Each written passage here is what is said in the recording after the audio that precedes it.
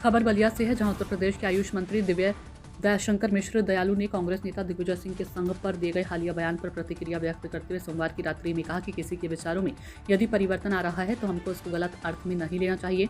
मिश्र ने संघ की तुलना आतंकी संगठन अलकायदा से करने को लेकर सफाई देते हुए कहा कि संघ देश के लिए न्यौछावर करने वाले और अपना संपूर्ण जीवन मां भारती की सेवा के लिए समर्पित करने वालों का संगठन है।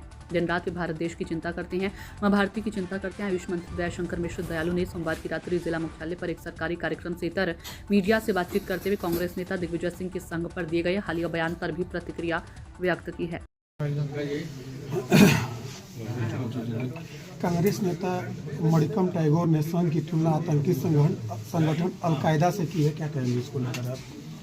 बड़ी घृणित सोच का परिचायक है उनका बयान, और मैं उस बयान की निंदा करता हूँ, भर्त्सना करता हूँ, और उनको शायद फिर से अतीत में झांकना चाहिए कि किस तरीके से इस देश के लिए अपना सब कुछ न्यौछावर करने वाले, अपना जीवन, संपूर्ण जीवन मां भारती की सेवा के लिए समर्पित करने वालों का संगठन है आरएसएस। और दिन रात वो भारत देश की चिंता करते हैं, मां भारती की चिंता करते हैं। तो ऐसे में इस तरह का बयान कहीं न कहीं से उनकी पार्टी की जो हताशा है, सत्ता लोलुप लोगों का ये संगठन है, और सत्ता के लिए तड़प रहे लोगों के इस तरह के बयानात आते हैं, तो मुझको लगता है कि हताशा का द्योतक है ये उनका बयान। कांग्रेस नेता दिग्विजय सिंह के ट्विटर पर संघ की प्रशंसा करने से भाजपा नेता बहुत खुश नजर आ रहे हैं। दिग्गी राज के संघ प्रेम को कैसे देखते हैं आप? देखिए, किसी के विचारों में अगर कोई परिवर्तन आ रहा है तो हमको उसको गलत अर्थ में नहीं लेना चाहिए। खाली दिग्गी रेजा ही क्यों, उनकी पार्टी के तमाम बड़े लोगों के बयान आते हैं, सच्चाई से कोई इनकार नहीं कर सकता।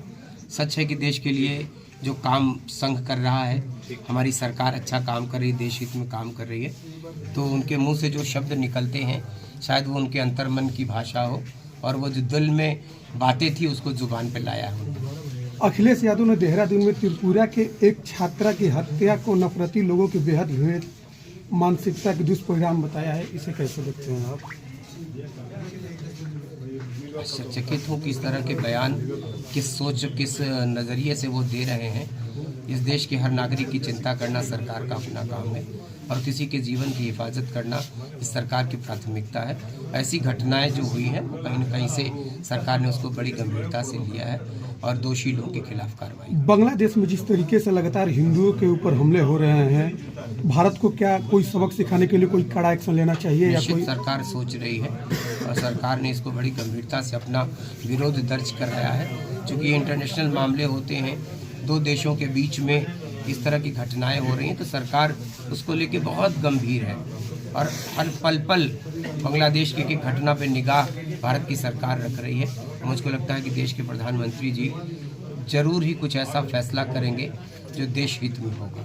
पश्चिम बंगाल की मुख्यमंत्री ममता बनर्जी ने कहा है कि कई लोगों ने कहा है कि मैं तुष्टीकरण कर रही हूं, लेकिन मैं धर्मनिरपेक्ष हूं और सभी धर्मों के विश्वास करती हूं। मुझे बंगाल से प्यार है, मुझे भारत से प्यार है, हम सभी जातियों और सभी धर्मों से प्यार करती हूं। यही हमारा विचारधारा है। हर व्यक्ति का अपना लोकतांत्रिक अधिकार है।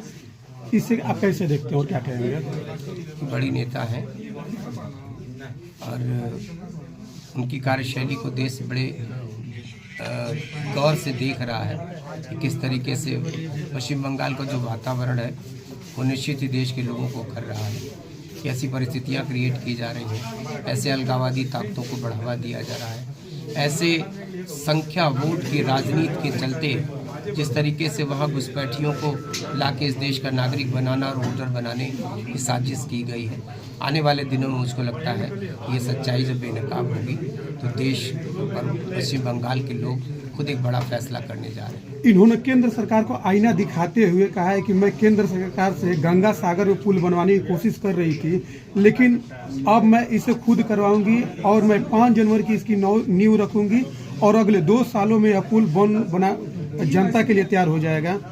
जनवरी के दूसरे हफ्ते में हम सिलीगुड़ी से महाकाल मंदिर की नींव रखने जा रही हूँ। क्या इसे कहेंगे इसको लेकर? इसी कथनी करने में बहुत फर्क है। भारत सरकार की बहुत सारी ऐसी योजनाएं, नज़ीर बताऊं आपको, जैसे आयुष्मान का कार्ड, आज तक पश्चिम बंगाल में वहाँ के लोगों के इलाज की सुविधा के लिए जो देश के प्रधानमंत्री जी की बड़ी महत्वाकांक्षी योजना है। लेकिन ममता जी ने आज तक अपने राज्य के लोगों को इस अधिकार से वंचित रखा है। तो न जाने कितनी सुविधाओं से वंचित हैं।